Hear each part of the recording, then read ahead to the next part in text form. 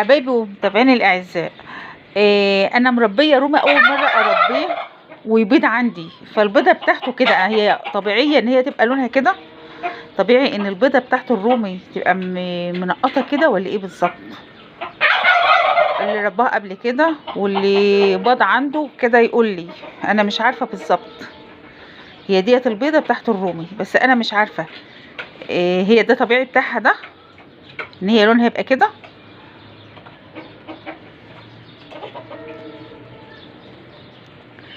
قولوا لي كده يا حبايب قلبي. مستنيه تعليقاتكم كده تقولوا لي هي دي طبيعي بتاعها ولا ايه بالظبط. هي كده هي مطوله كده وفيها النقط دي.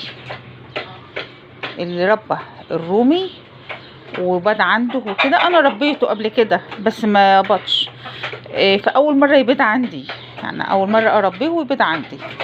فانا مستغربه قوي لشكل البيضه، يعني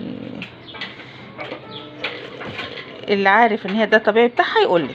مستنيه تعليقاتكم كده وان انتوا تقولوا لي ده طبيعي ولا لا يا حبايبي.